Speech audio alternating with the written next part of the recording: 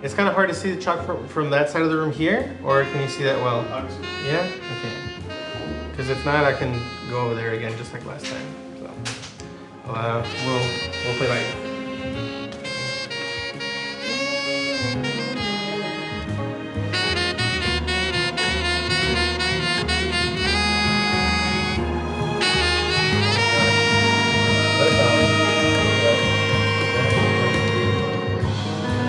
Another time. All right. Okay.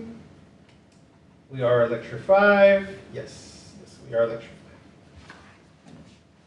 Okay. It is now 12:30, so we can go ahead and get started. Welcome back, everybody. Welcome back to another session of CSE 8A, Introductory to Programming in Python. Today, we're going to be covering a concept of lists and going over a little bit more about strings and the type of things that we can do with strings. Okay. There is a wonderful video about the importance of mental health. Did Ansho cover this video at all, Audrey? Yeah. Yes? Okay. Just make sure that we do the same as well. You know that feeling where your thoughts scare you? Here we go. Let's just watch a really quick video here for us all. You know that feeling where your thoughts scare you or make life tough? Sometimes it feels like no one else in the world has those thoughts or feelings. No one seems to know how difficult it is to deal with your feelings. And it's not easy to share your deepest secrets. You might think something is wrong with you. Or you might worry what other people think. And all of that makes your thoughts and feelings worse. Our culture has created this environment of shame. Until the 1960s, society sent people away if they had challenges managing their thoughts, emotions, and behaviors. Over time, we learned that we didn't have to be afraid. We learned how to help people get better. We became hopeful. But there are remnants of those images in our culture today. Which is why some people still feel uncomfortable talking about it. The stigma has taken new forms too. With more access to more people all the time, it can seem like the world is telling us it's not okay to be anything but perfect. The truth is, everyone has thoughts or feelings that can be hard to deal with. So why do we make it so difficult on ourselves by judging others who could be going through the same challenges we are? What if, instead of seeing labels, we saw people who are struggling and could be there for them so they didn't feel so alone? What if we looked past our fear of mental health and started to talk about it in a constructive way? What if, as a society, we used empowering words and healthy images to help people feel supported? Maybe then, more of us could feel comfortable telling others when we're having a hard time. Maybe more people would get the help they need. And maybe one day we won't have to talk separately about mental health and physical health, but just health.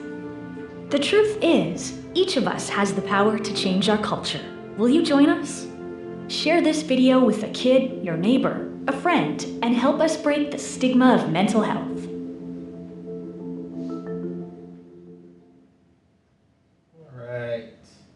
All right, so make sure that whenever anyone is feeling, like they really do need a little bit more help, feel free to reach out to anyone on the staff, especially the instructors, right, who are pretty well versed in a lot of this stuff. And so feel free to please reach out whenever needed, okay? All right, so some announcements for today. PA1 is due today. So please, please, please make sure that you submit your assignment, okay? You can go to Office Hours for help. You can use Code Help as an available resource, but reminder that it is due today, all right? You do have your slip days that you can review over in the syllabus to see how those slip days work. But please, please, please reminder that today the PA1 is due. Also, PA2, the programming assignment number 2 will be released today and will be due later this week, due this Thursday, okay? There's gonna be a really quick turnaround for PA2. So make sure that y'all get started on PA2 as soon as you can. And then lastly, discussion. will take place today at Pepper Canyon Hall, 120, with our wonderful THOE. So make sure to attend those because that's where you're going to get a lot more information and practice for your PAs. Okay? Good. Oh, yeah, and also a quick demo. All right, so recently we've been talking a lot about conditionals, right? So what are conditionals again? Like If, right, else, that kind of stuff. Well, this system, Python Tutor, is a really helpful system where you'll be able to actually see exactly what's going on within your code visually, okay? We're gonna copy and paste some code right here, but basically the way that you use it, don't worry about a lot of this stuff up here. This is just showing you the demo. But we're gonna copy paste some code right here and go step by step to see exactly what is happening within the code, all right? So let me just go ahead and copy paste some. Actually, I'll write something really quickly. So we can have x is equal to 7, right? Then we do if x is greater than or equal to 9, then we will print number is greater or equal to 9. Else print number is less than 9. Okay. And actually, you know what we can do is we can have this as a function greater than 9 num. We're gonna put all this inside, and then we'll have check the num. Okay. So what I've created here so far is a function, right? This function is called greater than 9. Actually, make this a little bit bigger. Sorry. Can you all see that? Okay, let's do a little better. All right, so I have a function called greater than 9, and it takes in one parameter. What's that parameter called? None, right? None. And then once we go inside this function, we're going to check to see if num is greater than or equal to 9. Okay, so now what we can do is we're going to call our function greater than 9. And we're going to pass in the number 5. Okay. So what you can do is copy paste your code here. If you're having a hard time visualizing exactly step by step what's happening in your code, you can use Python Tutor, and you're going to click this Visualize Execution. Okay. Visualize Execution. On the left side, you're going to have your code, the one that you've written down, right? Here you're going to be able to go the next step of what's happening, one by one, as to how the system is reading it. And right here, you're going to be able to see some state of like what's happening within your code. So what does that look like? So I'm going to click right here, next, right? So right now, our red arrow is where we're currently reading. We're currently reading line number 1. So when I click next, it's going to the next step, right? Our next step, right? The next step is going into here. Because it reads the function and says, okay, great, there's a function, but I don't have to read what's inside the function just yet until that function is called, right? So it skips everything else and it goes into this very next line. Greater than 5, right? And so now we're going into greater than 5. Oh, sorry, greater than 9. Greater than 9, don't worry about frames or objects yet. All you have to see is that greater than 9 is a function, right? We know that greater than 9 is a function. That's great. So we go click next, and we run greater than 9, and we pass in the number 5, right? So that means now we're going to go all the way up here, right? Our red arrow went up there to check to see, okay, we're calling greater than 9, and we're passing in the number 5. And we can see that here. Greater than 9, and num, we're going to call it the number 5, right? Then we click next, and it checks the very next line inside the function. If num is greater than or equal to 9. This is true or false. So we're going to check num, right? Num, whatever num is currently 5. And we're checking to see if num is greater than or equal to 9. Is this true or false? False, right? Because it's false, our system is going to say, okay, since it's false, I'm not going to go inside here, right? And I'm going to go into the else, and whatever is inside the else. In this case, it's number is less than 9. Okay? Then we click next. Whoops. And then we return nothing, right? We never returned anything inside this function. And then we're done. Okay? So basically use this system, and we can like copy paste some more code that we write later on in this lesson into here, so we can actually see step by step what's going on with the code. That make sense? So Python Tutor, really great resource. Right? Let's go here. Awesome. And so this Python Tutor, you can just go ahead and click the link whenever you're in your machine to be able to see how to use Python Tutor. All right. So some ideas that we covered for last class, we didn't actually get to go over everything, right? Last week we went through Booleans and the if-else basics. And right now we're going to go into some more important things for these conditionals. Something called nested ifs, the else if, and the if without an else. All right? So let's just go through it. So very first thing that we're going to be covering is the nested ifs. All right? Nested ifs. Nested ifs is exactly what it may sound like. You're going to nest an if inside of another if. So you're having a conditional inside of another conditional. Okay? So we're going to write a really quick program that shows this. So last class, what we had, let me make this a bit bigger as well. Last class, what we had was something to show whether we're going to say to speed up, or sorry, not speed up, whether to slow down, right? We're going to have a driver going through the roads of California, right? And the system that we're going to create is going to check their speed. And then depending on their speed, it's either going to say slow down, aka they're going too fast, or thank you, because they're driving the right speed limit, right? So let's make that really quickly. So how do we start with a function? What do we need? DEF. DEF, right? And we're going to just call this speedometer.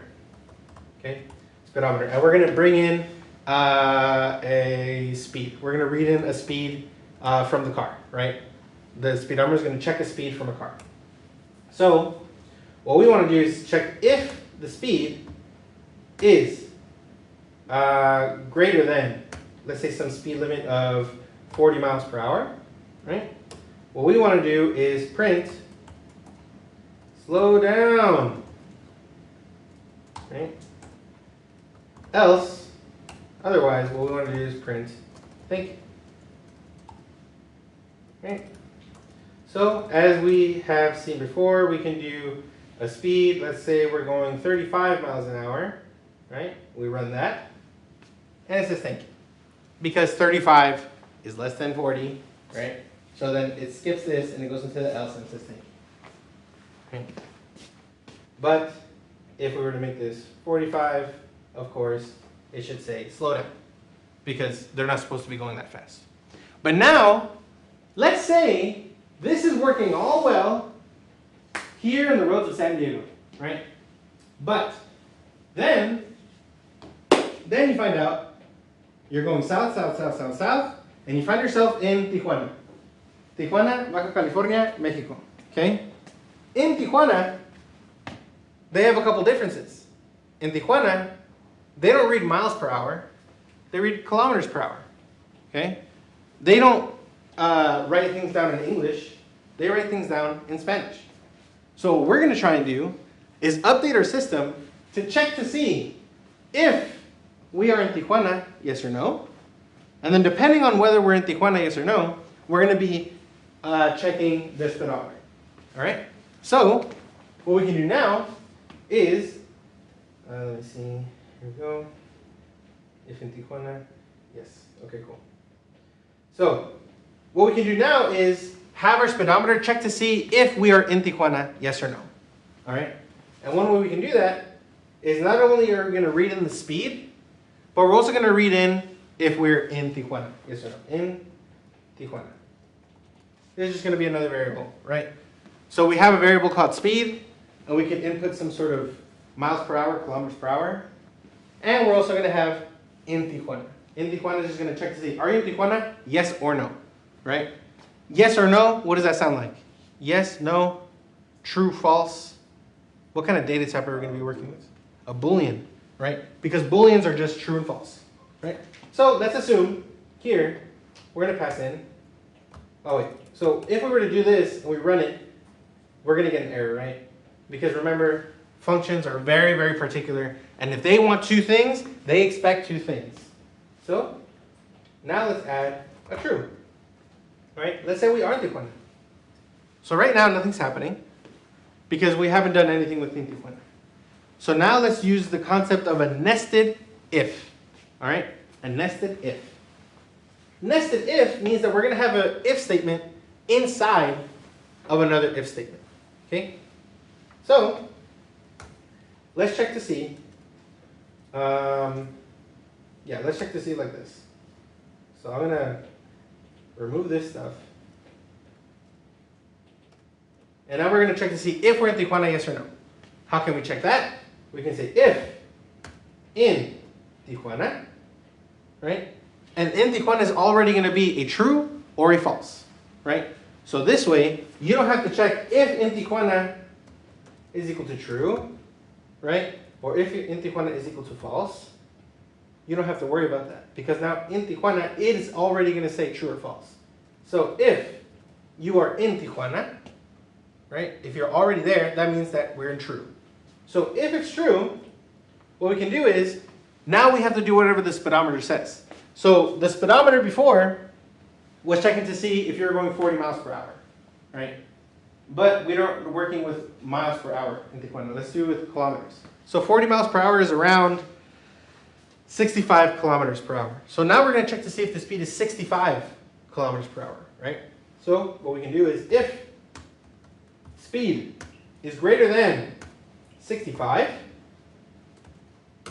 now we want to print out a message, right? And we're going to say desacelera. Okay, that means slow down in Spanish. Slow down. Desacelera. Else, does anyone know how to say thank you in Spanish? Gracias. Gracias. All right. So now, if we are in Tijuana, then we can go. Then we can double check. Now, if we're in Tijuana and the speed is greater than 65, then we can print out desacelera. Slow down. But if we're in Tijuana and the speed is less than or equal to 65, we can just say gracias. Okay? But remember, what about if we're in the United States, right? What if we're not in Tijuana anymore? We have to make sure that we take care of that. So, we have our else statement here, right? And what's happening now is that if you're in Tijuana, it's going to go inside this conditional and run anything that's inside here, right? Just like functions do. Just like these indents. Remember, indents are very, very important in Python, these spaces. So, if we're in Tijuana, anything inside of this if is going to get run. But what if we're not in Tijuana? Now we're going to be in this else statement instead. So, oh yes, question? Oh, no. No? Okay, cool. So, now if our speed is greater than 40, in this case it's 40 miles per hour, right? Let me just write down here, I'm going to put a little comment, kilometers per hour, and this will be miles per hour. Kilometers per hour, miles per hour. So if our speed is greater than 40 miles per hour, what do we want to say? Slow down. Slow down, right? You're going too fast. Otherwise, else, what do we say? Thank you. Right? So now, let's look at our system. Put this down a little bit. So now our system, with a nested if, means that when we are in Tijuana, in this case, if we're in Tijuana, that is true. If we're in Tijuana, yes, we are in Tijuana, then we're going to check to see if the speed is 65 or if it's greater than 65, right? And this is kilometers per hour. Then we're going to print out desacelera, slow down, or gracias, depending on how fast they're going. Same with if they're not in Tijuana. If they're not in Tijuana, now we're going to check their speed against miles per hour. In this case, it's 40 miles per hour, right? And then If they're going greater than 40 miles per hour, then we're going to say slow down. Okay? In English. Otherwise, print thank you. Right? So this system now that we created can now be used here in San Diego and over in Tijuana. And all we have to make sure is whether we're in Tijuana, yes or no. So, what's going to happen if I run this true and 45? Well, why don't we go ahead and put that into Python Tutor so we can see exactly what this will look like. Right? So let's visualize our code. Okay. So we have our, does everyone understand what's happening here? This is the code that we just wrote, right? So now we have our speedometer. Let's click next. We ran our speedometer. Our speedometer is a function, okay? We're all good. Now we're gonna go into speedometer and we're gonna pass in the number 45 as our speed and true for us being in Tijuana. Yes or no? All right? That means that we're back up into the function. And we're going to the next step. We're going to check if we're in Tijuana. Are we in Tijuana? Yes or no? True or false? True. True, because we passed it in. True. That means we're going to go inside. Whoa, whoops. We're going to go inside this conditional statement because it is true, right? We found out that it is true. So now we have our speed. And we have our speed of 45. Is 45 greater than 65? True or false? False. Therefore, we skip over and we don't look at whatever was inside here, because we're not going over the speed limit. And we check to see here print, and we're printing out gracias. Okay? Next step, return value, none. We're not returning anything. And that's the end of that system. Does that make sense? Yeah? Now let's look at what happens if we were to make it false. Right? Oh my gosh. Okay, now we're false. So first we check to see what this is. Speedometer is a function. We're going to call the function called speedometer, and we're going to pass in 45 as our speed, and false if we're in Tijuana, yes or no. Now we check to see, are we in Tijuana, yes or no? True or false? False. False. Therefore, anything inside, if in Tijuana, we don't check. We don't check this at all. Now we just go straight into this else section. Does that make sense so far? Yeah? Great. So then, we check to see our speed. Our speed is 45. Is 45 greater than 40? Yes. True? Yes. Therefore, we go inside of this conditional statement, right? Now we go inside here, whatever's indented, and here we're going to print out slow down. Okay? We print out slow down, we finish our function, and we're done with the program. Does that make sense so far for everybody? Nested if statements? Any questions on nested if statements? Any confusions at all? Yes, no, yes, no? Okay. Well, if there's no confusion, that's totally fine. If there is confusion on this, please raise your hand later on in this lecture and interrupt me whenever you'd like, and or head over to office hours. Okay, great. So, this is basically what we wrote. Why don't we go ahead and try this out? What's going to happen with all of these? We have 72 and true. What will happen? Let's start off with Tyler. Why don't you walk us through this code with this first line? Speed message 72 and true. So it goes to the function, and because you are in Tijuana, Yes. you do like the upper portion of the if statement, Right. Let's start here. and your speed is low. Your speed is higher than 65, so it goes to like the acelera. Desacelera. Yes. This means slow down. Desacelera. That's your message? Yeah, it returns the message back to the print statement, and it prints it. It returns the message back to the print statement. That's up there. And we print out this message. Desacelera. As you can see, because we were inside if Tijuana, and then we checked to see if the speed was less than or equal to 65, in this case it's greater than, we make our message into desacelera. we finish with whatever's going on in this section of the conditional. We don't go into this else statement because this first thing was true. We skip over to the next line and let's return message, right? Then we return our message with this speed, okay? Does that make sense? Awesome.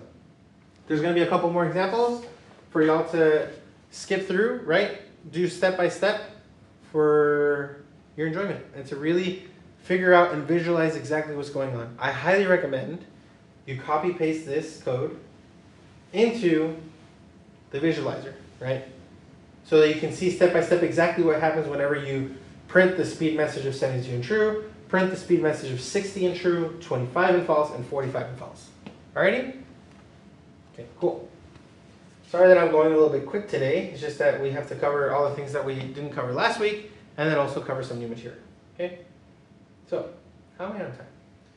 12:56, we're 30 minutes in. I think we're good so far. Okay, so, what will be printed here? Let's try this out. We're going to print speed message 30 in true. What will happen?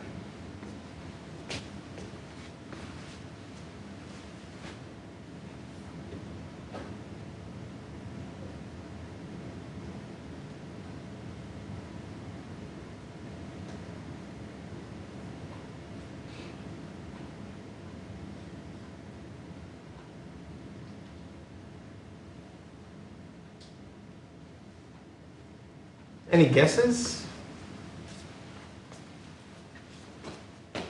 Gracias. A, gracias. Anyone else?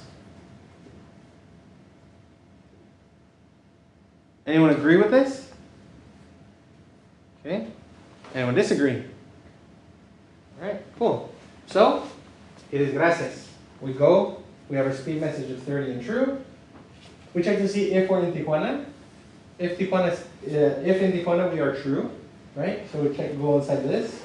Then we check the speed. 30 is less than 65, so we go into here. Message is gracias. Then we skip this else statement. We also skip this else statement because this was true and this was true. Then we return the message being gracias. And we print that out. Great. So now we have this other concept. The concept of else if. Okay, we've been working with if, we've been working with else. Now there's this other thing called else if. Python calls it elif. E-L-I-F. Elif. Okay? And else if, elif, will allow us to check first this if statement, right? If the speed is a certain speed. Then we can check another thing if the speed is something else. What does that look like? Well, it looks kind of like this, right? So now we're going to be issuing a fine, right, if they're going too fast. So first off, if they are less than or equal to 40 miles per hour, which is the speed limit, there's no fine, right? We're not going to be charging them anything. However, if their speed is anywhere between 41 and 50, aka within 10 miles per hour over the speed limit, we're going to fine them $100. Okay? We're going to fine them $100. But if their speed limit, or if their speed is higher than 10 miles an hour, then we'll fine them $200. Okay? How can we do this? With the else if statement, elif. Okay? Okay. Let's write this down. Let me write this down right here. I'm going to copy this over into our etstem. So before we had our speedometer, right? If we're in Tijuana or not. Now we have computing a fine. We're going to compute a fine in the United States, right? So this is one way of doing it, the way that we would do it before, right? With nested ifs, right? So what we would do is, if your speed is less than or equal to 40, then we're going to give you no fine. Your fine is 0, you don't have to pay anything. But if you're over 40, that means we're going to go into this else statement, right? And execute whatever's in here. And now, if we are inside this else statement, we know that our speed is over 40 for sure. So now you can check to see, is your speed less than or equal to 50? Right? And that's going to make your find to 100. So that means that you know your speed is at least 41 if you're inside this else statement. And now you're checking to see if your speed is between 41 and 50. So if you're anywhere between 41 and 50, we're going to make the find 100. Otherwise, that means that your speed is over 40 and your speed is over 50. Therefore, we're going to make your find 200. If we are here, we know that speed is over 50. Okay, let's put this over into our code visualizer. Right? So we can see step by step what that looks like. Let's compute our find. How fast are we going? Anyone, spit out a number. 30, 100? Let's go with 30. Let's go with 30 first, and then we'll try 100. Okay? So, we're going to run the code. We start off reading the function compute find US. Awesome. Now we're going to put 30 inside compute find US. Right? We go back to the function, and we have this number 30. Our speed is now 30. Is our speed less than or equal to 40? True or false? True. 30 is less than 40. Therefore, our find is 0. We skip the else statement, and we return the find. Our find is 0. Great. Fantastic job. Now, let's make it instead of 30. You mentioned 100. Let's try that out. Whoa. No thanks. Oops. Now, we read our function. We're going to pass in the number 100 as our speed. We'll go back into our function. Is 100 less than or equal to 40? False. So we go into the else statement. Now, we check to see, is our speed less than or equal to 50? No. That means that we go into this other else statement, which makes our find 200. Okay? Our find is 200. We return the find, and we are done. Okay? Now let's do something in between. Let's do 45. Okay?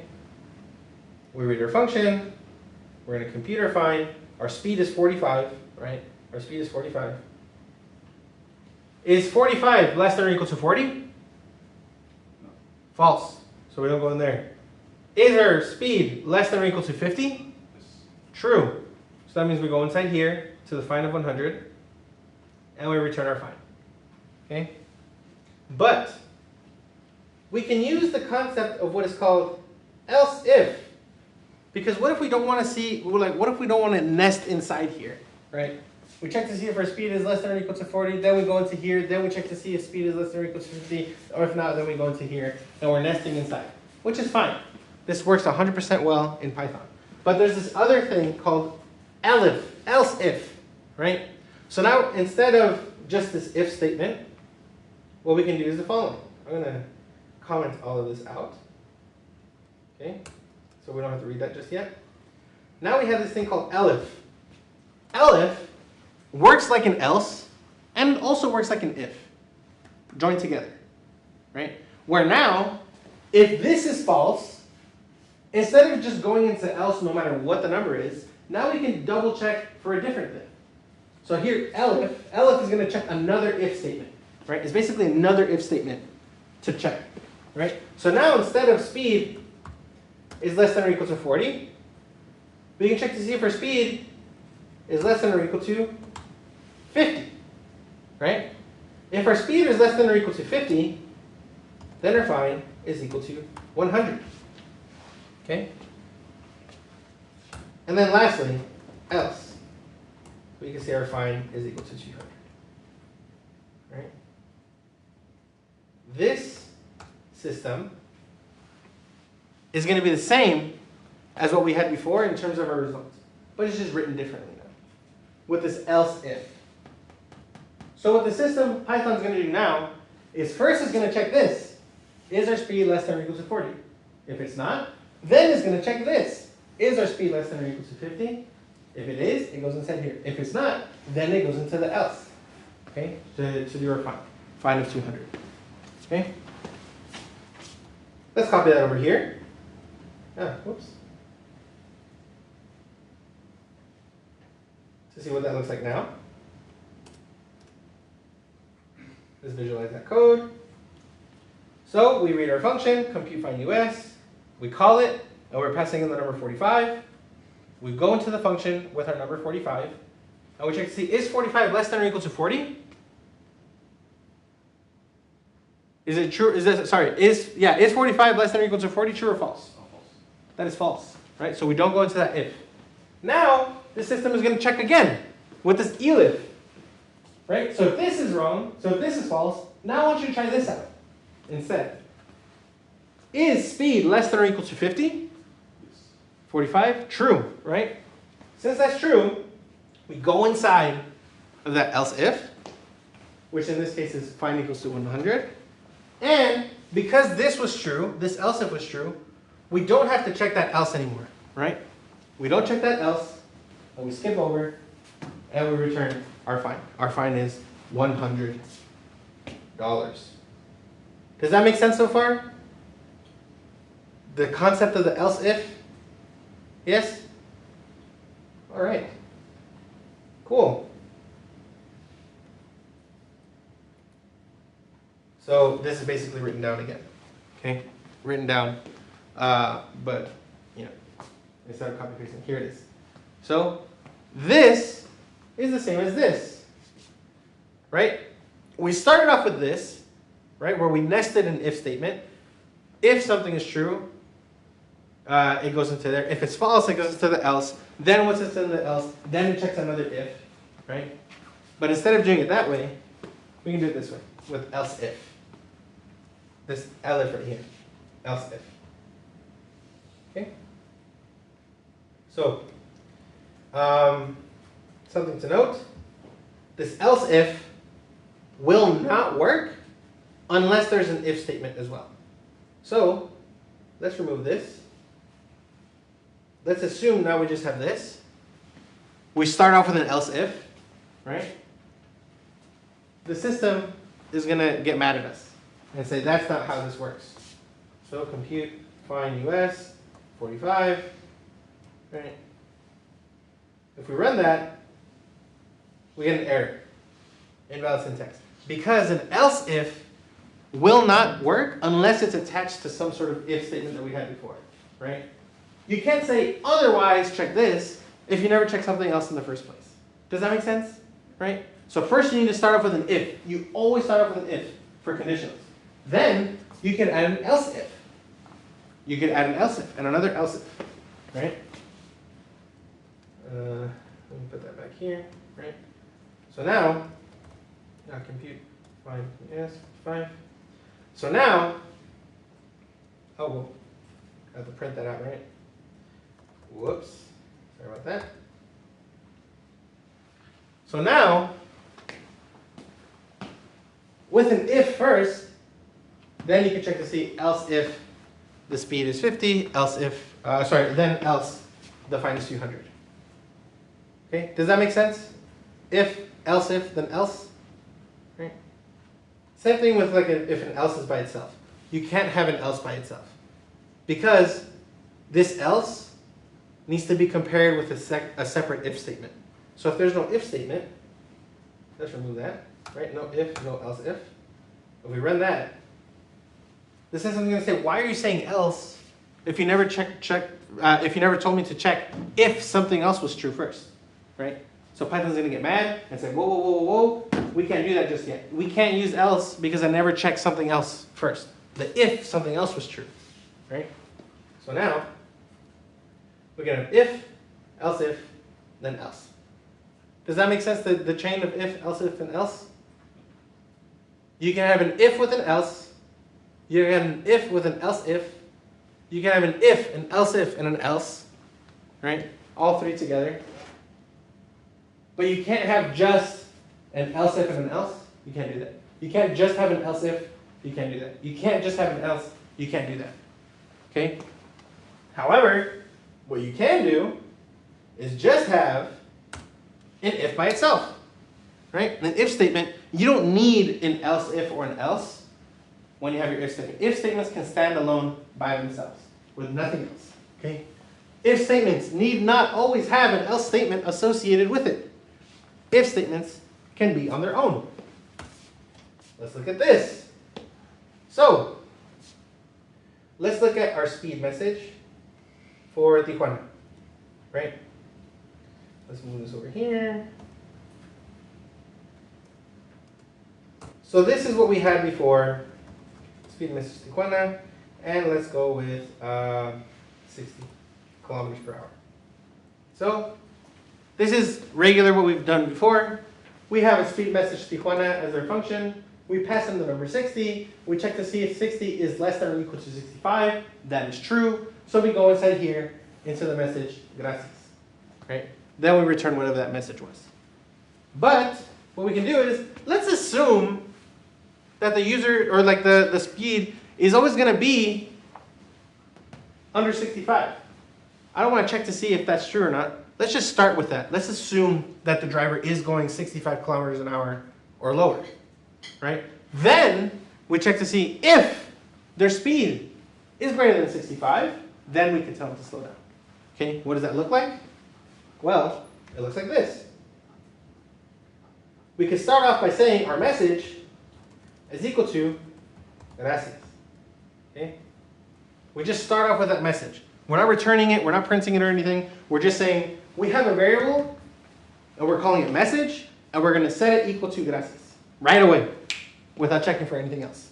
Then we're going to check to see if our speed is greater than 65, right? 65 kilometers per hour. Then we can change our message to say desacelera. Okay? Desacelera. Now we change our message. If the speed is greater than 65. Okay? If I were to run this, what's going to get printed out?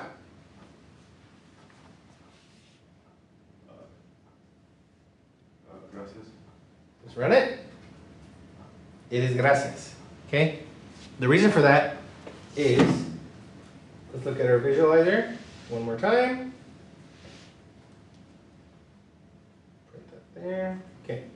So we read the function, and we're going to get number 60, and we're going to place that into the function. We go inside the function. We first make our message equal to gracias. Okay? First and foremost, right away. Gracias. Next up, we check to see if the speed is greater than 65 or not. Is 60 greater than 65? True or false? False. False. Therefore, we skip whatever's going on in that conditional, and then we return the message. In this case, it is gracias. Okay? Now, let's do the same thing, but now we're going 100 kilometers an hour. Oh boy. Oops. We're going real fast now. Okay? We read the function, we grab 100 kilometers per hour, and we place it into the function. We make our message equal to gracias right away, right? Right away. Let's assume that they're going less than 65, 65 or lower. Then, we check to see, is 100 greater than 65? True or false? True. Therefore, our system goes inside of the conditional, and it makes message used to be gracias, and the system's saying, you know what? Whatever message was, forget it. Okay? Forget what it was before. It is now this string. Desacelera. Slow down. Then we return the message to the user, and we have returned desacelera. And we print that. Okay? Does that make sense? Right. That means that we can have two similar programs that do the same thing. This one uses if and an else. This one uses just an if. Okay? Sound good? All right. Awesome. So what's going to happen here? Let's compute the fine for Tijuana. We're passing in 70 kilometers per hour. What's going to happen? We're going to calculate a fine in this point. So speed is 70. What will be the fine at the very end? 0. 0. Why is that? It's less than 105. 70 is less than 105. Therefore, we don't go in here at all. And we just return the find, which is already 0. Same with 80. 80 is less than 105. We skip all this, then it's just 0. Which is 0, 0. Ready? Cool.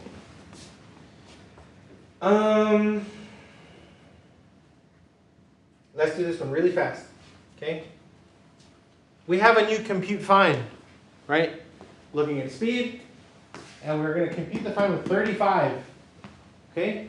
35. What will happen? Let's just put this into the visualizer so we can see exactly what happens when we try to compute this find.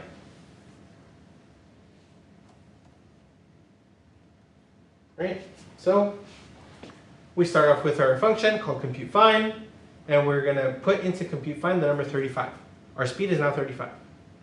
We check to see, is our speed of 35 less than or equal to 50? Yes. Oh, find is 100. Boom, we return the find. You're going too slow now. Too slow. You're making traffic. Okay? So now our find is 100. And that's the end of that. Now, let's check to see if our speed is 47. 47. Let's visualize that. We read our function, we put in the number 47.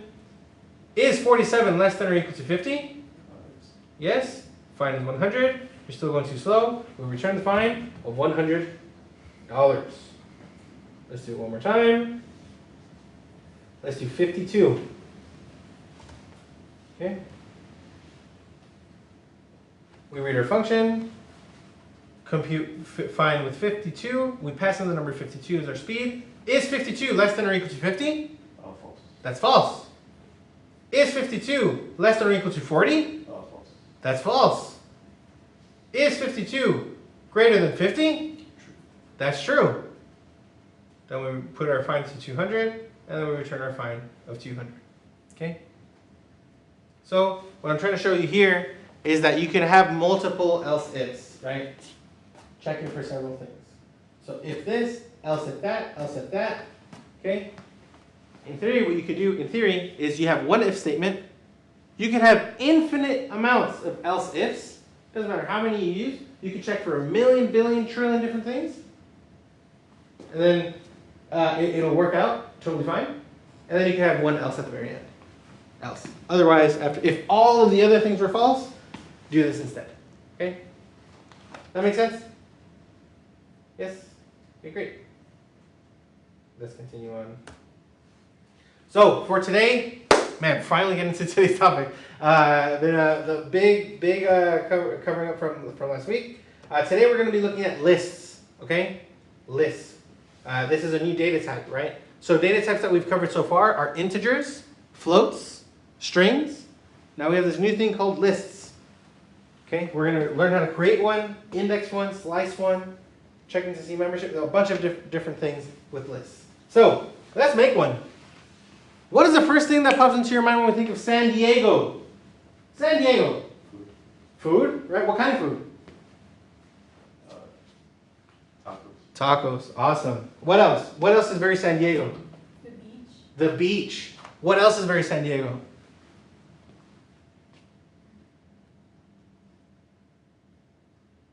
Surfing, bro, right? What about surfing? Right? Surfing. Or Balboa Park, right? San Diego has a lot of things. San Diego also is the home of the Kumeyaay people, right? The Kumeyaay people is the indigenous community from San Diego, right? Usually people don't think about the Kumeyaay people. Usually they're just like in a land acknowledgement, right? Saying we are on the lands of the Kumeyaay people.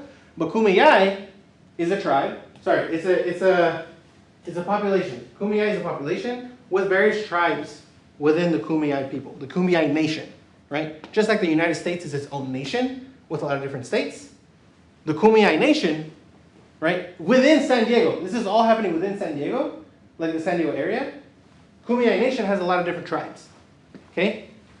And what we can do is create a list. Create a list of all the different tribes for the Kumeyaay people. Okay? So the Kumeyaay nation. So let's make a variable called Kumeyaay nation. Kumeyaay nation tribes. These are all the tribes within the Kumeyaay nation. And we're going to make that equal to something.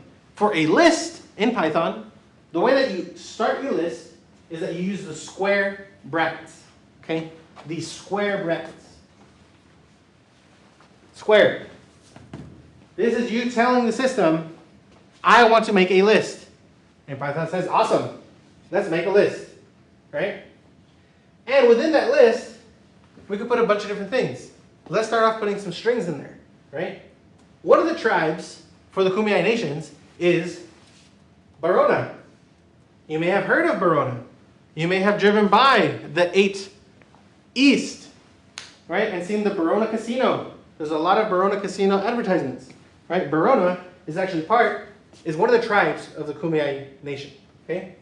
What else is in the Kumeyaay nation? Campo. Campo is also in the Kumeyaay nation. This is another tribe, right? And as you can see, what I did here with this list is that I have this list. I start off with the square bracket. I put a string, whatever I wanted to call it, in this case Barona, that's one of the tribes. Then I put a comma, okay? With this comma, you're saying, I have one thing in my list, I want to put another thing in my list. Campo, okay? This is another tribe within the Kumeyaay nations. What about another one? There's another tribe within the Kumeyaay nations, okay? Inaja Cosmet, okay? Inaja Cosmet, this is in Santa Isabel area. The Inaja Cosmet is another tribe within the Kumeyaay nations. Okay? And what we're telling the Python system is, I want to have a collection of things. I want to have a whole list of things. Right? In this case, this list of things are the tribes within the Kumeyaay nation. And I have 3 different tribes so far within the Kumeyaay nations. Anyone have any ideas about how many tribes are inside the Kumeyaay nations? Any guess? We've gotten 3 so far. I don't know, like maybe 50? 50! Oh, snap! That's a lot. Yeah. Not quite at 50. But there are a total of, in the US side, 13 different tribes for the Kumeyaay nation. So what we can do is put 13 different things inside this list. I'll do that really quick so that y'all can see what it looks like. So these are all strings, right? Strings. We've been working with strings a lot. So we can do Ewiya pipe band of tribes, right? In Ajacasmet, there's the Jamul Indian tribe. There's the La Posta. Some of these names you may have heard, right, in the past. Mesa Grande, San Pascual, Santa Isabel, and Siquan. You may have heard the Siquan Casino as well. Viejas, that's another casino that's very popular around here in the San Diego area. Viejas Casino. And the Ipai. Okay? These are all tribes within the Kumeyaay nations, right? And what we can do is we can print out this whole list. And when we print out the list, it looks like this. Just like this list up here. We have square brackets, we have our strings, and we have some commas separating all those different tribes. Yes, question? Yeah, you know how like when you create a list, it was like in double quotes, but when it's Oh, and here it's a single quotes? Yeah. This is a string, right, with a single quotes, and this is also a string with a double quotes. They interchange. You could use either a single quote or a double quote. Oh. You could use either one. Yeah. And it won't change what it is. Okay. Great question. Any other questions? Right? Okay, cool. Any questions on lists so far? Guess no, you smell? All right. We have now created a San Diego list, right? San Diego, but with the Kumeyaay tribes, right? Let's look at something else now. A list that many of you may be aware of. A wait list, right? A wait list to enroll into a class, right? Thankfully, that has not happened in this class, right? With a grand total of 5 students enrolling. So not really much of a wait list going on. But let's assume we have a wait list, right? A wait list of students wanting to get into this class because it's so popular and it's full, right? But we also have an enrolled list. We have a number of students who are already in the class, enrolled. In this case, our wait list has Ana Maria, it has Cuauhtemoc, it has Inti, and it has Xochitl. These are 4 students waiting to go into CSE 8A. But we also have an enrolled list. Audrey is enrolled. Ismael is enrolled. Jacqueline is enrolled, and so is Tenoch. Tenoch is also enrolled into the class. What we can do is, we can get all the different students together. And what we can do is, just like with strings, you could like add one string to another string and put them together. Same thing with lists. You can get one list of the wait list and one list of the enrolled list, put them together to get all your students. Okay? So we can see what all of the students are, just adding it together. Let's put that over here. Okay. Run that. So now, all students. What we're printing here is all students. All students is equal to the enrolled list, Audrey, Ismael, Jacqueline, and Tenoch, plus the wait list, Ana Maria, Cuauhtemoc, Inti, and Xochitl. So now all of our students is these 2 lists combined to create one big list of all the students. And all students is Audrey, Ismael, Jacqueline, Tenoch, Ana Maria, Cuauhtemoc, Inti, and Xochitl. Does that make sense? Yes? You can just combine 2 lists together. Right? So that's how you can create and also concatenate. This is what it's called, string concatenation. Right? I like to call it merging or something, something else. But concatenation, concatenating, that's the official term. When you concatenate 2 lists together. Can you concatenate 3 lists together? Yes. Yeah. Just like you can concatenate 3 different strings together. You can add them all together. You can do the same thing with lists, right? You can add lists together. Does that make sense so far? Yes? Great. Let's see what happens here. What's going to happen here? What will be printed? We have our wait list of Ana Maria, Cuauhtemoc, Inti, and Xochitl. They're all waiting to get into the class. But someone else has entered. Maya Lisa. Maya Lisa also wants to join the wait list. Right? So what we're trying to do is wait list is equal to wait list plus Maya Lisa. And then we print out the length of the wait list. What will be printed out when we do this? Or what's going to happen? Yes? I think D. D. Type error. You can only concatenate list, not string, to a list. Let's try that out. Move this over here. Right, so we have our wait list. We have our wait list equal to the wait list plus a string. Maya Lisa. Boom. Precisely. We get an error because we're trying to add a list with a string. And you cannot do that. Okay? You cannot do that. If you wanted to add Maya Lisa to the wait list, what is something that we could do to add Maya Lisa to this wait list? Put like brackets around Maya Lisa. We can put brackets around Maya Lisa, like this. Whoops. One there, and one there. And that'll totally work out. Let's run that, and we get the answer of 5. Because again, what we're printing here is the length of our wait list. Length is another built-in function that we have. Length, remember when you check the length of a string, you check to see how many letters there are inside it?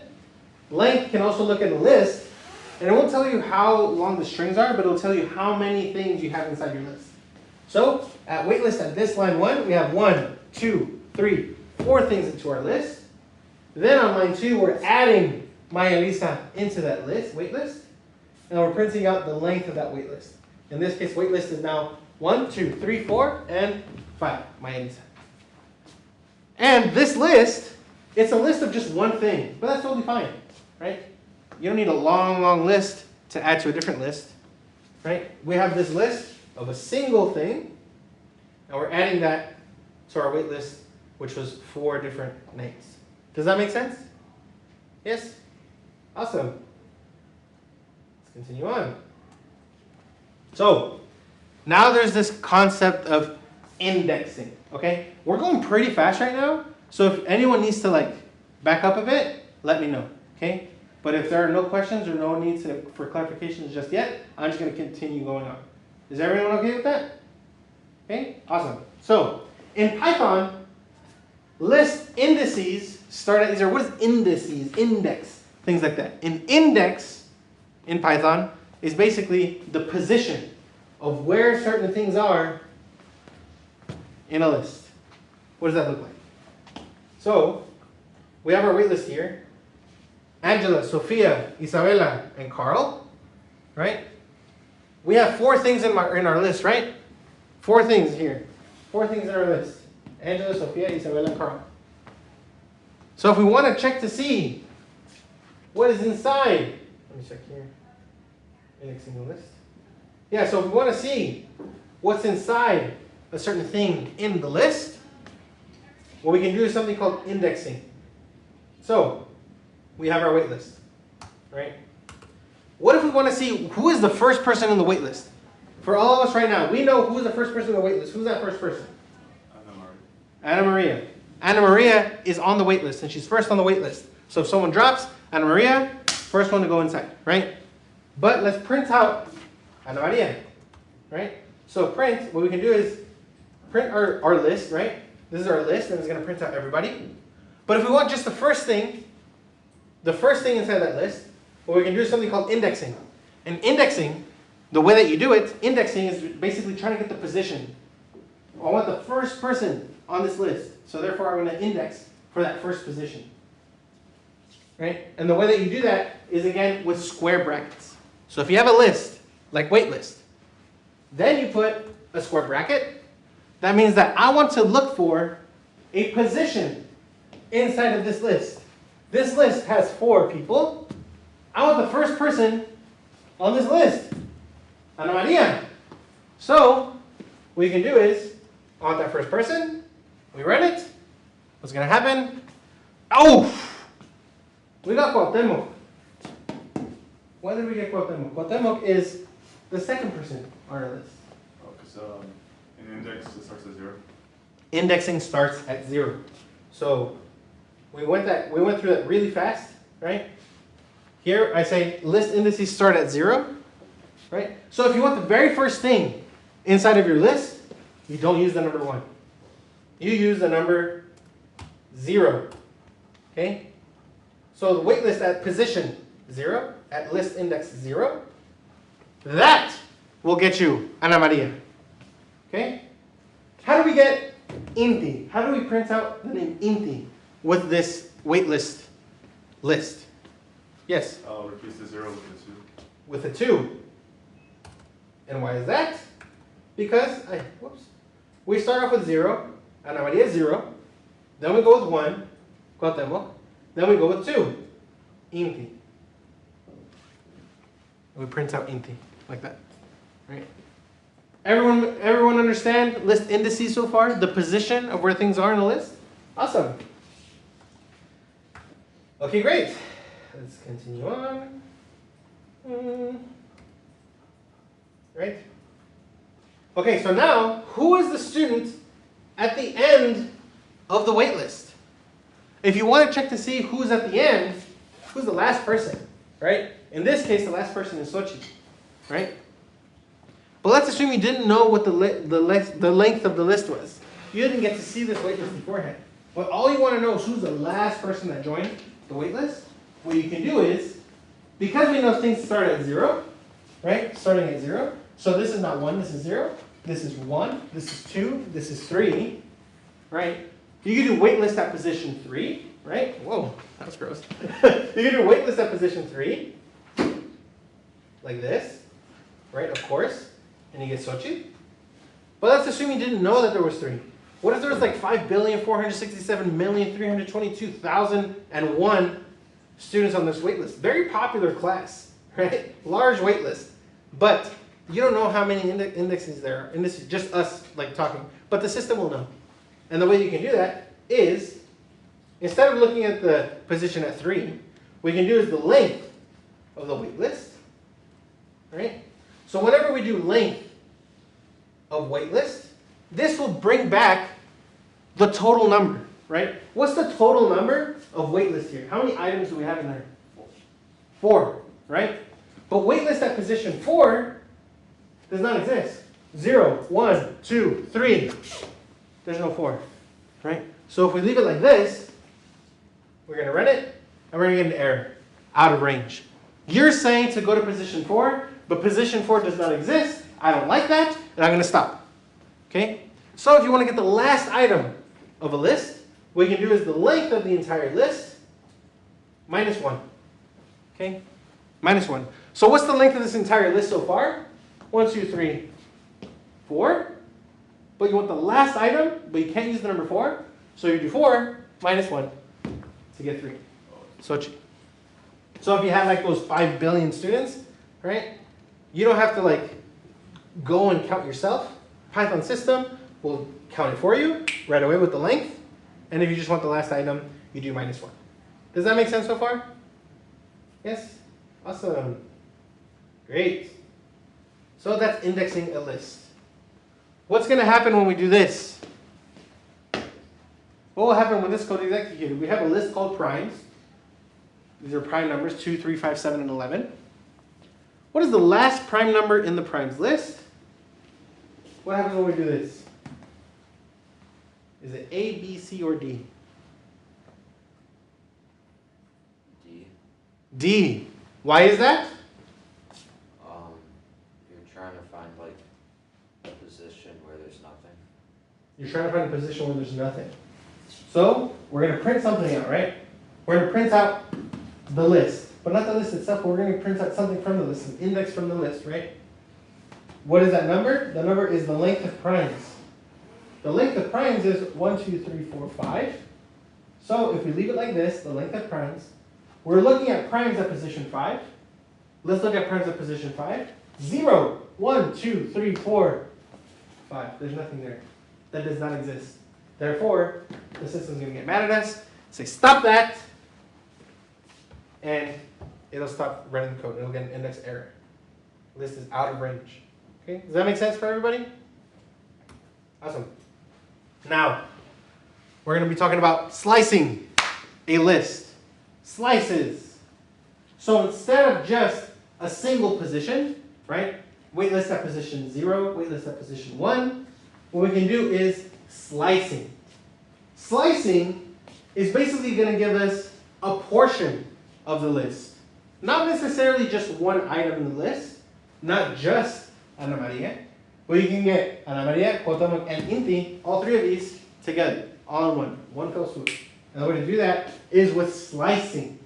Slicing, we need this slice operator.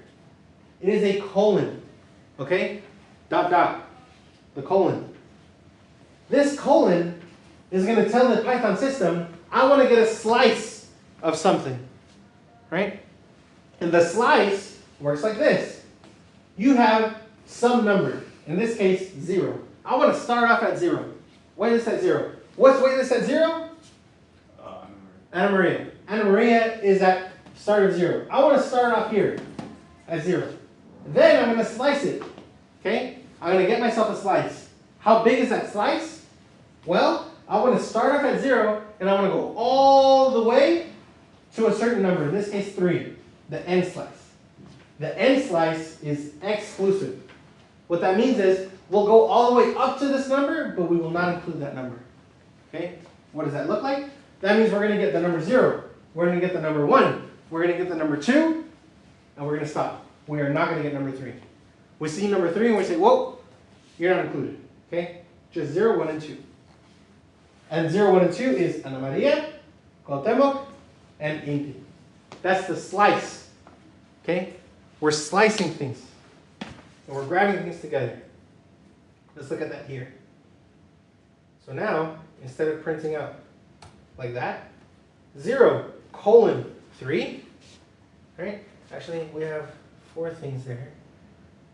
Let's add Doris and María Elisa. Doris, María Elisa. Okay. Oh, oops. Cool. Alrighty. So now we have this list, and we want our wait list to start off at 0 and go all the way up to position 3, but not include number 3. So this will print out a list, right? But it's like a sublist, part of the list, a slice of that list. And that slice starts off at 0, and it goes all the way up to index number 3, but it doesn't include number 3. So it's 0, 1, 2, and it stops. We get Ana Maria, Cuauhtémoc, and Inti, and then it stops. Okay? We can do this with any, like almost any numbers that we want here. So let's assume we want to start off with Inti, and we want to stop at Doris. So our resulting list should only have Inti, Xochitl, and Doris. How can we do that? Which number should we start off? Yes? 2 and a 5. 2 here and a 5 here. Let's try that out. 2 and 5. Let's run that. Boom. We get Inti, Xochitl, and Doris. And the reason for that is because we get our wait list, right? We're going to print out our wait list, but we're not going to print out the whole list. We want to get some indices. We want to get a slice of that list. So we're going to start off at 2, 0, 1, 2. That's Inti. And we're going to go all the way up until 5. So we start off at Inti, that's 0, 1, 2, 3, 4, 5 we don't want, right? We stop at 5. We hit a wall right here, so we get Inti, Xochitl, and Doris. What if we wanted María Elisa as well, inside that list? Instead of 5, what should it have been? 6. 6, right? Even though we're at 0, 1, 2, 3, 4, 5, indices go all the way up to 5. If you were to put 6, this will work because 6 does not exist, right? And we're not trying to output the number 6. We're slicing all the way up until number 6. We never reached number 6.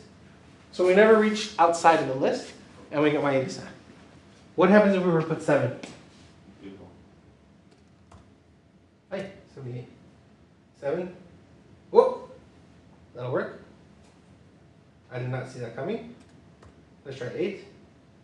Oh, that'll work. So basically, I didn't know this. I'm learning this with you all right now.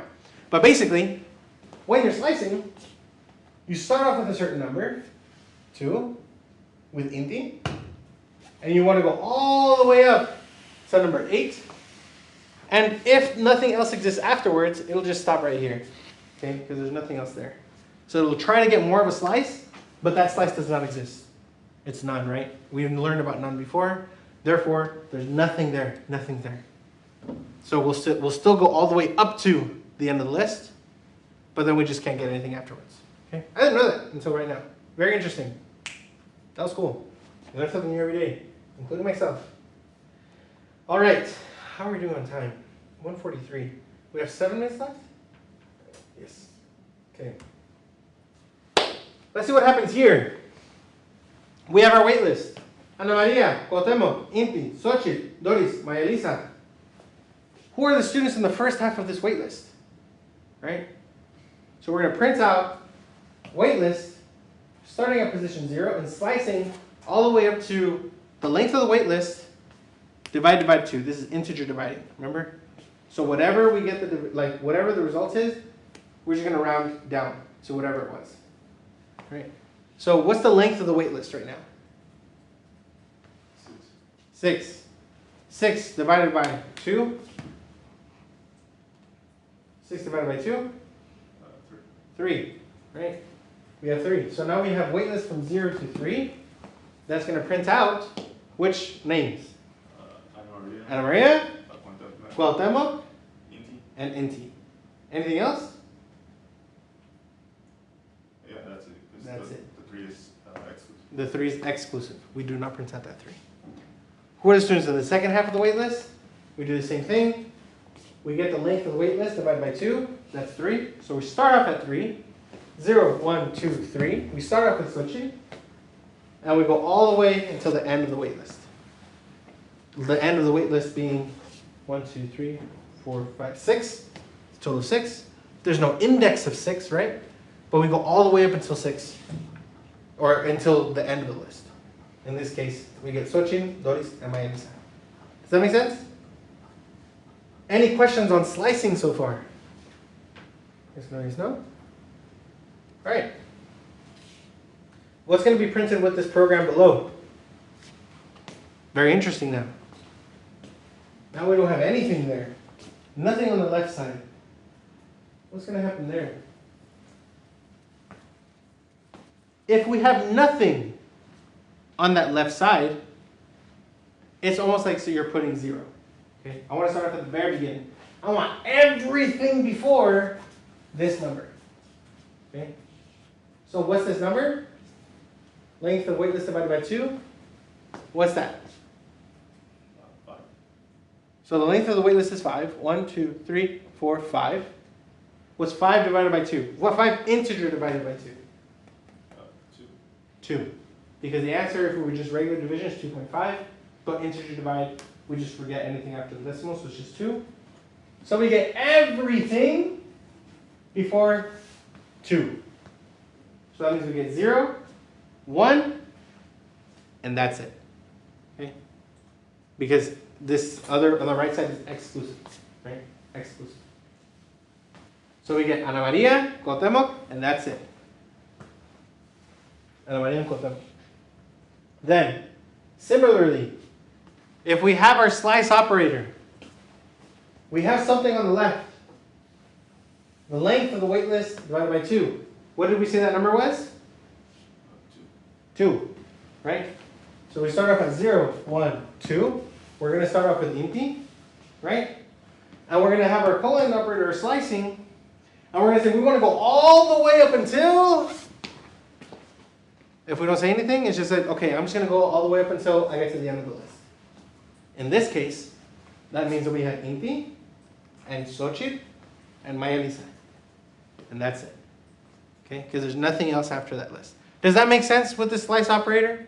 If you have nothing on the left side, that means you're starting off at the very beginning of the list up until you get here.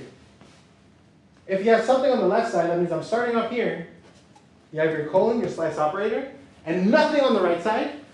That means that I'm going to go all the way up until I get to the end of the list. That make sense? Cool. All right. Now we're going to cover something really quickly about list membership.